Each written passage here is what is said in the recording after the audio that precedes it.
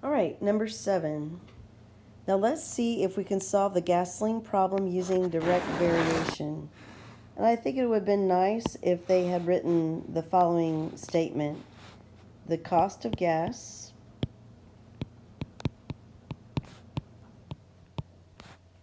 C varies directly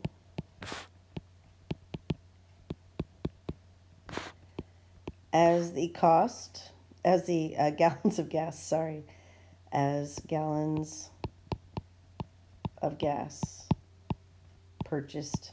I'm running out of space. Okay, so usually they will start with a sentence like that. So you think, varies directly. I bet this is a direct variation problem. And also look at the order in which they mention things.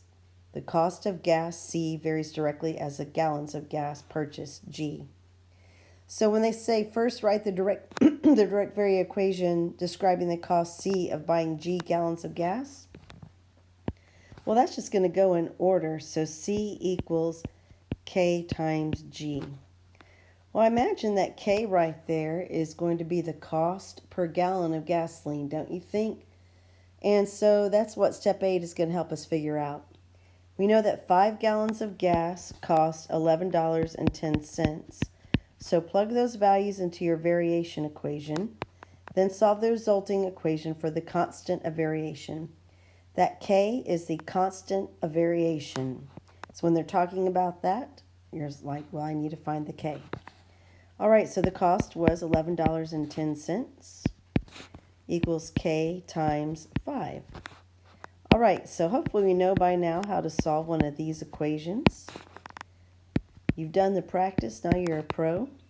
So we're getting our K as 2.22 or 2 and 22 hundredths. Again, what would that mean? Well, that appears that would be the cost for a gallon of gas. Now, what we're going to do in in question number 9 is we're going to just take this 222 and we're going to substitute that in for K. And so we're going to have a direct variation equation that we can use for any number of gallons of gas.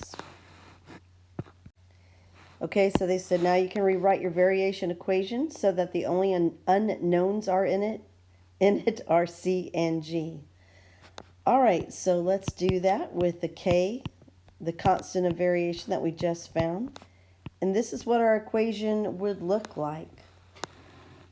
Okay, so number 10, what is the constant of variation you found describe about buying gas at the station? I think we already answered that, didn't we? We're saying that the cost per gallon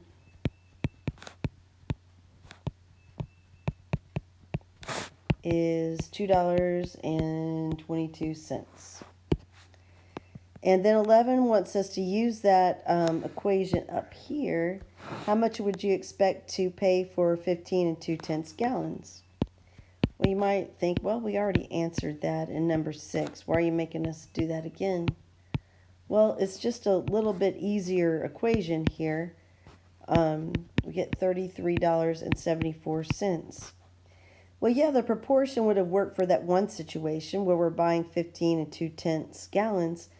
But let's see if we're using this particular equation, what you think it would be easier to use, a proportion for each one of these? Or is it easier just to substitute your input in for G and get our output, the cost? Well, I will go ahead and give you a chance to pause the video and fill out the chart. Well, I use this particular equation and I didn't have to set up a proportion for each and every input. And so that goes a little bit more, it goes more quickly. Okay, 13 asks, what would it cost you to put 11 5500 gallons in your car from this pump? So pause the video and try that on your own. Okay, so that 11 5500 gallons, that is our input, right? Because that's the gallons of gas. So there we just multiplied and got our rounded amount of $25.64. All right, try number 14. If you spent $40 on gasoline at the pump, how many gallons did you get? So again, pause the video and see what you can do. Okay, so hopefully you got 18 gallons, roughly. I know we had a round. Okay, so in this case, the $40, why did it not go in for the G?